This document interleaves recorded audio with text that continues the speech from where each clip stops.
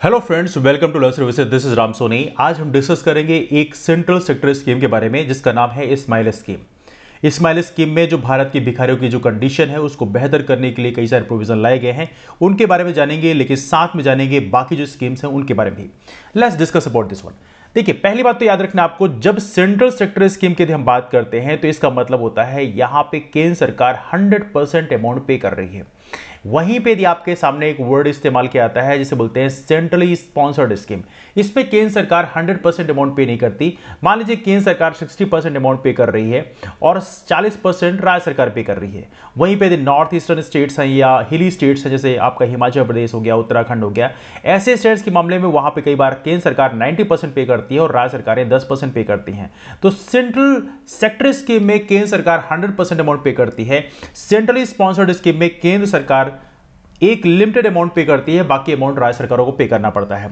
लेकिन यदि हम बात करें स्माइल स्कीम की, तो याद रहे स्माइल स्कीम एक सेंट्रल सेक्टर स्कीम है जहां पे केंद्र सरकार 100% अमाउंट पे करती है।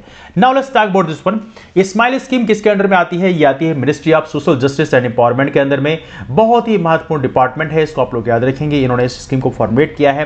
पर्पज क्या था? पर्पज था कि जो मार्जिनाइज्ड इंडिविजुअल्स हैं, मतलब जो गरीब तबका है हमारे देश में, जो वंचित तबका है, यदि इसको हम ज्यादा बेहतर वर्ड इस्तेमाल करें तो जो वंचित तबका है हमारे देश का, उसके डेवलपमेंट में यहां पर कुछ फंडिंग की जाए या उसके डेवलपमेंट के लिए हम एक प्लान कर सके।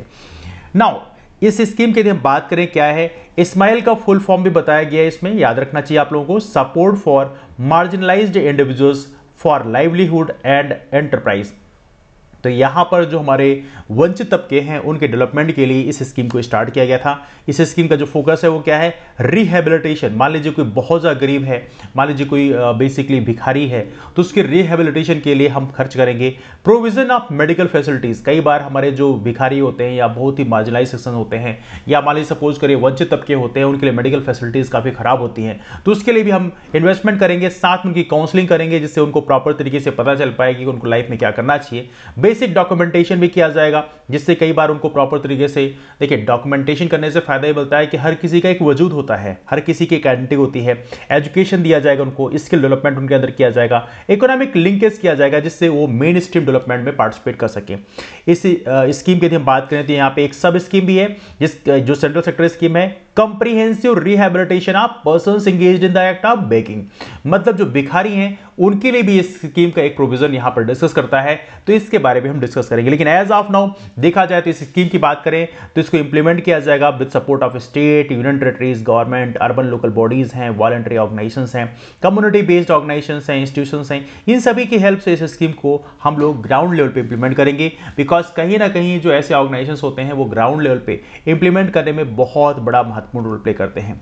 नाउ यदि हम बात करें एज ऑफ नो हमारे देश में बेगर्स की कंडीशन क्या है, तो 2011 सेंसस का डेटा भी हमारे पास में है। देखिए 2021 सेंसस भी, इसके डेटा भी आने वाले हैं, चूंकि आपको पता होना चाहिए हर 10 साल में सेंसस होता है, लेकिन 2021 का सेंसस का डेटा शायद 2022 से 2023 तक कंपाइल होकर आ पाएगा, है ना। तो अभी हमें 2011 सेंसस पे रिलाई करना है। इस सेंसस की बात करें तो हमारे देश में एज ऑफ नो भिखारियों की संख्या लगभग 4,13,670 थी, जो अपने आप में एक बड़ा अमाउंट है। 2,21,673 इसमें मेल हैं, फीमेल भी कोई कम नहीं है, 1,91,997 फीमेल्स हैं, जो अपने आप में एक बड़ा नंबर है। एज ऑफ नो जो रिसेंट सेंसस हो रहा है इसमें संख्या और ही बढ़ जाएगी, शायद ये 8 लाख या 10 लाख तक पहुंच जाए, दैट्स पॉसिबिलिटी। तो कहीं ना कहीं जो भिखारियों की कंडीशन है काफी एडवर्स होती है, काफी पुअर कंडीशन में रहते हैं, काफी एक्यूट पॉवर्टी में रहते हैं, तो वहां पर काउंसलिंग करना बहुत जरूरी है कि आप ये जो भिखारीपन है इसको छोड़कर किसी प्रॉपर तरीके से आप काम करें। ये भी काउंसलिंग करने की जरूरत है, उन्हें महसूस कराने की जरूरत है कि नहीं आप बाकी काम भी कर सकते हैं, दैट्स आल्सो वेरी इंपॉर्टेंट। साथ में उनको कहीं ना कहीं कुछ इकोनॉमिक बेनिफिट भी देने की जरूरत पड़ेगी। नाउ वेस्ट बंगाल की बात करें तो इस सेंसस के आधार पर एज ऑफ नो पूरे देश में टॉप रैंक पे है, मतलब वेस्ट बंगाल में सबसे अधिक भिखारी हैं। सेकंड नंबर पे है उत्तर प्रदेश। तो ये हैरानी की बात है, उत्तर प्रदेश की आबादी पूरे देश में सबसे अधिक है, इसके बावजूद भी वेस्ट बंगाल में भिखारियों की संख्या सर्वाधिक है, उसके बाद उत्तर प्रदेश है और तीसरे नंबर पे यहां पे है बिहार। यदि हम वही बात करें सेंसस के आधार पर, यदि पॉपुलेशन डेंसिटी की बात करें, जनसंख्या घनत्व की बात करें, तो आपको पता होना चाहिए जनसंख्या घनत्व क्या होता है। 1 वर्ग किलोमीटर में जितनी आबादी रहती है उसे बोलते हैं जनसंख्या घनत्व। तो भारत में सबसे अधिक जनसंख्या घनत्व एज ऑफ नो किसका है? बिहार का है। तो ये भी आपको पता होना चाहिए। सेकंड नंबर पे यहां पे वेस्ट बंगाल है, थर्ड नंबर पे क्या है आप लोग कमेंट करके बताइए नीचे। तो यहां पे ये जो राज्य हैं ये हमारे देश में जो भिखारियों की संख्या में सर्वाधिक है। लक्षद्वीप की बात करें अब देखिए यहाँ पे लिखा है mainly has 2 vagrants according to sun level census. तो लक्षद्वीप की हालांकि आबादी भी काफी कम है।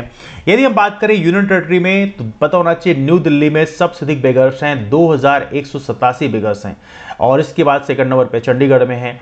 तो हालांकि न्यू दिल्ली में आबादी बहुत ज़्यादा है, यहाँ पे स्लम एरिया भी काफ़ी ज़्यादा है, that's also one of the reason. यदि हम बात करें नॉर्थ ईस्टर्न स्टेट्स में तो यहाँ पे असम में सबसे अधिक जो है यहाँ पे भिखारी हैं, जिसकी संख्या 22,116 है, जो अपने आप में बड़ा नंबर है। While Mizoram rank low with 53 beggars, Mizoram में केवल 53 बेगर्स हैं। तो ये है हमारे देश से भिखारियों की कंडीशन।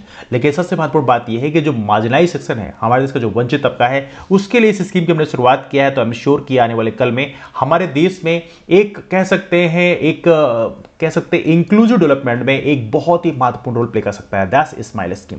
तो ये रहा इस डिस्कशन के बारे में। आपको क्या लगता है कि हमारे देश में जो मार्जिनलाइज सेक्शन है, वंचित तबके के डेवलपमेंट में और कौन से महत्वपूर्ण रोल प्ले किए जा सकते हैं, ये आप नीचे कमेंट करके बता सकते हैं। इसके अलावा हमारे जो नए फ्रेंड्स हैं वो हमारा लर्न सर्विसेज नाम का जो टेलीग्राम ग्रुप है उसे फॉलो कर सकते हैं। यहाँ पे क्लासेस की इंफॉर्मेशन शेयर की आती है, तो इसके माध्यम से भी आप उनसे जुड़ सकते हैं। मुलाकात करते हैं आप लोग फिर, तब तक के लिए bye bye and take care.